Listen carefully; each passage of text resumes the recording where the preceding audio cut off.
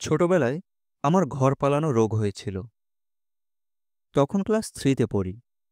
স্কুলের নাম কিশোরীমোহন পাঠশালা। থাকি সিলেটের মীরাবাজারে। বাসার কাছে স্কুল। দুপুর 12টায় স্কুল ছুটি হয়ে যায়। বাকি দীর্ঘ সময় কিছুতেই আর কাটে না। আমার বোনেরা তখন রান্নাবাটি খেলে। ওদের কাছে পাত্তা পাই না। মাঝে মাঝে অবশ্য খেলায় নেয়। তখন আমার ভূমিকা হয় চাকরের। আমি হই পুতুল খেলা সংসারের চাকর। ওদের ফরমায়েশ খাটি। ওরা আমার সঙ্গে তুই তুই করে কথা বলে। কাজেই ওদের পুতুল খেলায় খুব উৎসাহ বোধ করি না। ঘর পালানো রোগটা তখন হলো। এক ঝাঁঝা দুপুরে রাস্তা ধরে হাঁটতে শুরু করলাম। চমৎকার অভিজ্ঞতা। হাঁটতে হাঁটতে অদ্ভুত সব কল্পনা করা যায়। মজার মজার দৃশ্য দেখে থমকে দাঁড়ানো যায়। কারো কিছু বলার থাকে না। আমি রোজই তাই করি। সন্ধ্যার আগে আগে বাসায় ফিরে আসি। আমার মা নিজের সংসার নিয়ে ব্যস্ত। তার ছেলে যে সারা দুপুর রাস্তায় রাস্তায় ঘুরে বেড়ায় তাও তিনি জানেন না। আর জানলেও যে ভয়ঙ্কর কিছু করতেন তাও মনে হয় না। তার দিবানিদ্রায় আমি ব্যাঘাত করছি না, এই আনন্দটাই তার জন্য অনেকখানি ছিল বলে আমার ধারণা। যাই হোক, একদিনের ঘটনা বলি। হাঁটতে হাঁটতে আমি ক্লান্ত হয়ে পড়েছি। বিশ্রাম নেওয়ার জন্য একটি বাড়ির বারান্দায় এসে বসলাম। কালো সিমেন্টের বারান্দা। দেখলেই ইচ্ছে করে খালি গায়ে শুয়ে পড়তে। চুপচাপ বসে আছি। হঠাৎ বাড়ির দরজা খুলে গেল। ঘুম ঘুম চোখে এক ভদ্রমহিলা বেরিয়ে এলেন। অবাক হয়ে তাকিয়ে রইলেন আমার দিকে। নরম গলায় বললেন, কি চাও খোকা? আমি বললাম, কিছু চাই না। বাসা কোথায়? আমি জবাব দিলাম না। বাসা কোথায় তা এই মহিলাকে বলার কোনো অর্থ হয় না। তিনি চলে গেলেন না। দরজা ধরে দাঁড়িয়ে রইলেন। তার চোখে গভীর বিস্ময় এবং কৌতূহল। আমি অস্বস্তি বোধ করতে লাগলাম। তিনি বললেন, তুমি চলে যেও না, আমি আসছি। তিনি ঘরের ভেতরে চলে গেলেন এবং মিনিট তিনেক পর আবার উপস্থিত হলেন। তার হাতে কি একটা খাবার। তিনি আমার দিকে বাড়িয়ে বললেন, নাও, খাও এটা। অপরিচিত কেউ কিছু খেতে দিলে বলতে হয় খাবো না অথবা খিদে নেই। আমি তা বলতে পারলাম না। জিনিসটা হাতে নিলাম। খেতে গিয়ে বুঝতে পারলাম ওই খাদ্য ওই পৃথিবীর খাদ্য নয়, স্বর্গীয় কোনো অমৃত। জিনিসটা হচ্ছে জেলি মাখানো এক টুকরো পাউরুটি।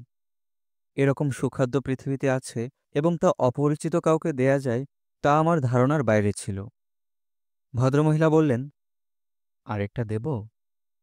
আমি নাসূচক মাথা নাড়ালাম, তবে তা করতে বড় কষ্ট হলো। মহিলা ভেতরে চলে গেলেন এবং আরও এক টুকরো পাউরুটি নিয়ে ফিরে এলেন। আমি দ্বিতীয়টিও নিঃশব্দে খেয়ে ফেললাম। ভদ্রমহিলা বললেন, তোমার নাম কি খোকা? আমি নাম বললাম না। এক দৌড়ে বাড়ি থেকে পালিয়ে এলাম। তিনি নিশ্চয়ই আমার এই অদ্ভুত ব্যবহারে খুবই অবাক হয়েছিলেন। তবে তিনি হয়তোবা তার চেয়েও অবাক হলেন যখন দেখলেন পরের দিন আমি আবার উপস্থিত হয়েছি। তিনি আমাকে দেখে খুব হাসলেন। তারপরই খাবার নিয়ে এলেন। ব্যাপারটা রুটিনের মতো হয়ে গেল। আমি রোজ যাই। ভদ্রমহিলা খাবার দেন। আমি খাই এবং চলে আসি। তিনি আমার জন্য অপেক্ষা করেন বলে মনে হয়। বারান্দায় এসে বসামাত্র দরজা খুলে বের হয়ে আসেন। একদিনের কথা বলি। মেঘলা দুপুর। চারদিকে কেমন অন্ধকার হয়ে আসছে। মহিলার বারান্দায় পা দেয়া মাত্র বড় বড় ফোঁটায় বৃষ্টি পড়তে লাগল। তিনি দরজা খুলে বললেন, বারান্দায় বৃষ্টির ছাট আসবে, ভেতরে এসো খোকা। আমি ভয়ে ভয়ে ভেতরে এসে দাঁড়ালাম। কি চমৎকার সাজানো বাড়ি, যেন ছবি আঁকা। মানুষের বাড়ির ভেতরটা এত সুন্দর হয় আমার জানা ছিল না। খোকা, বসো এখানে। আমি ভয়ে ভয়ে সোফায় বসলাম। তিনি বললেন, আজ থেকে তুমি আমাকে মা বলে ডাকবে, কেমন? তুমি মা ডাকবে, আমি তোমাকে খুব মজার মজার খাবার দেব, ঠিক আছে? আমি কিছু বললাম না। তিনি বললেন, তুমি যে আমাকে মা ডাকছ, এটা কাউকে বলার দরকার নেই। এটা তোমার এবং আমার গোপন খেলা। আমি ভদ্রমহিলার কথাবার্তা কিছুই বুঝতে পারলাম না। তিনি নাশপাতি কিংবা নাশপাতির মতো দেখতে কোনো একটা ফল কেটে দিলেন। বললেন, এসো খোকা, তুমি আমার কোলে বসে খাও। তার আগে মিষ্টি করে আমাকে মা ডাকো তো। আমি মা ডাকতে পারলাম না। বিচিত্র এক ধরনের ভয়ে অন্তর কেঁপে উঠল। শিশুদের মনের গভীরে অনেক ধরনের ভয় লুকানো থাকে।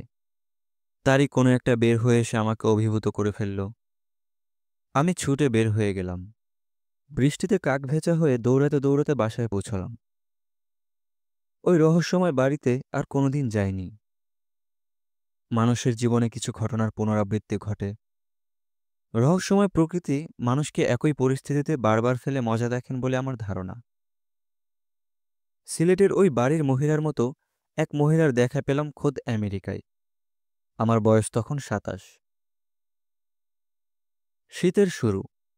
বরফ পড়া আরম্ভ হয়েছে। হোটেল গ্রেভারিন থেকে বাসে ইউনিভার্সিটিতে আসতে খুব কষ্ট হয়। বাসের ভিতর হিটিংয়ের ব্যবস্থা আছে, তবু শীতে জমে যাবার মতো কষ্ট পাই। বাস স্ট্যান্ডে বাসের জন্য অপেক্ষা করার কষ্ট অকল্পনীয়। আমার ভারতীয় বন্ধু উমেশ আমার জন্য ইউনিভার্সিটির কাছে একটা ঘর খুঁজে দিল। আমেরিকান এক ভদ্রমহিলা তার বাড়ির কয়েকটা ঘর বিদেশি ছাত্রদের ভাড়া দেন। ভাড়া খুবই সস্তা, মাসে $40। তবে খাওয়া দাওয়া করতে হবে বাইরে। আমি বাড়িওয়ালির সঙ্গে দেখা করতে গেলাম। তার নাম লেভারেল। তিনি কঠিন গলায় বললেন, আমি খুব বেছে বেছে রুম ভাড়া দেই। যাদেরকে দেই তাদের কিছু নিয়মকানুন মেনে চলতে হয়। তার মধ্যে সবচেয়ে কঠিন নিয়ম দুটি হচ্ছে, রাত 10টার পর কোনো বান্ধবীকে ঘরে আনা যাবে না এবং উঁচু ভলিউমে স্টেরিও বাজানো যাবে না। আমি বললাম, বান্ধবী এবং স্টেরিও দুটোর কোনোটি আমার নেই। তিনি বললেন, এখন নেই, দুদিন পর হবে, সেটা দোষের নয়। তবে আমার নিয়ম তোমাকে বললাম, পছন্দ হলে রুম নিতে পারো। আমি রুম নিয়ে নিলাম। প্রথম মাসের ভাড়া বাবদ $40 দেবার পর তিনি একটি ছাপানো কাগজ আমার হাতে ধরিয়ে দিলেন। সেই কাগজে আরও সব শর্ত লেখা। প্রথম শর্ত পড়েই আমার আক্কেল গরম। লেখা আছে, এই বাড়ির কোনো অগ্নিবীমা নেই, কাজেই এই বাড়ির অধিবাসীদের কেউ ধূমপান করতে পারবে না। সব নিয়ম মানা সম্ভব, কিন্তু এই নিয়ম কি করে মানব? মাথায় আকাশ ভেঙে পড়ল। একবার ভাবলাম ডলার ফেরত নিয়ে হোটেল গ্রেভারিনে ফিরে যাব। আবার ভাবলাম বাসায় তো আর বেশিক্ষণ থাকব না, কাজেই তেমন অসুবিধা হয়তো হবে না। অসুবিধা হলো, ঘুমোতে যাবার আগে আগে সিগারেটের তৃষ্ণায় বুক ফেটে যাবার মতো অবস্থা হলো। আমি গরম কাপড় গায়ে দিলাম।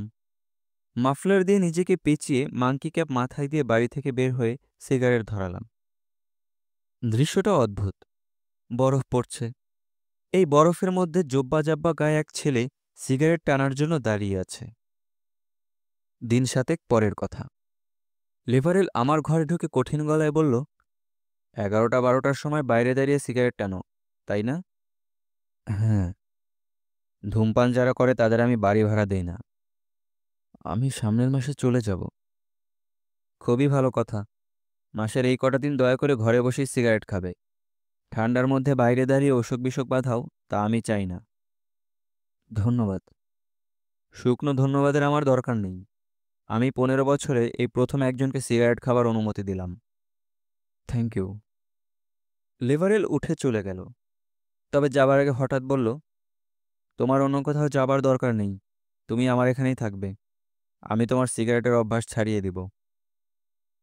ভদ্রমহিলা এরপর আমার জীবন অতিষ্ঠ করে তুললেন। আমার সিগারেটের প্যাকেট তার কাছে জমা রাখতে হলো। তিনি গুনে গুনে আমাকে সিগারেট দেন। তার সামনে বসে খেতে হয়। তিনি নানান উপদেশ দেন। ধোয়া বুকের ভিতরে নিও না, পাফ করে ছেড়ে দাও। সিগারেট খাবার সময় একজন অগ্নিদৃষ্টিতে আমার দিকে তাকিয়ে থাকবে, এটা অসহ্য। এছাড়াও তিনি আরও সব সমস্যা করতে লাগলেন।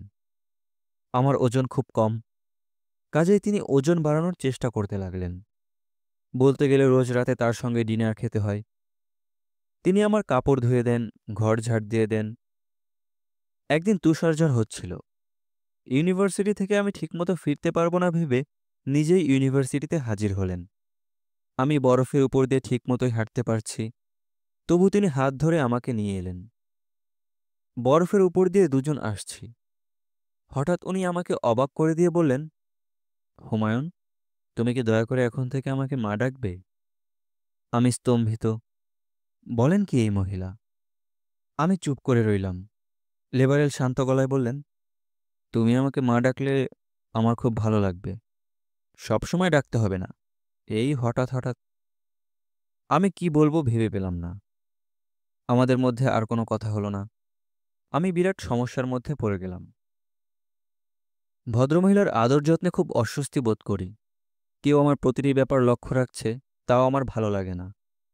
আমি পড়াশোনা করি, তিনি চুপচাপ পাশে বসে থাকেন। বারবার জিজ্ঞেস করেন, আমি পাশে বসে থাকায় কি তোমার অসুবিধা হচ্ছে? আমি ভদ্রতা করে বলি, না। ঠান্ডা লেগে একবার খানিকটা জ্বরের মতো হলো। তিনি তার নিজের ইলেকট্রিক ব্ল্যাঙ্কেট আমাকে দিয়ে গেলেন, সেই সঙ্গে একটা কার্ড। সেখানে লেখা, তাড়াতাড়ি ভালো হয়ে ওঠো, তোমার মা লেবারেল। ভদ্রমহিলার এখানে বেশি দিন থাকতে হলো না।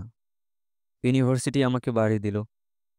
আমি তার কাছ থেকে বিদায় নিয়ে নতুন বাড়িতে গিয়ে উঠলাম। বিদায়ের সময় তিনি শিশুদের মতো চিৎকার করে কাঁদতে লাগলেন। ভদ্রমহিলার স্বামী বিরক্ত হয়ে বারবার বললেন, এসব কি হচ্ছে? ব্যাপারটা কি? আমি তো কিছুই বুঝতে পারছি না। লেবারেল, তুমি এত আপসেট কেন? আমার হৃদয় খুব সম্ভব পাথরের তৈরি। এই দুজনের কাউকেই আমি মুখ ফুটে মা ডাকতে পারিনি।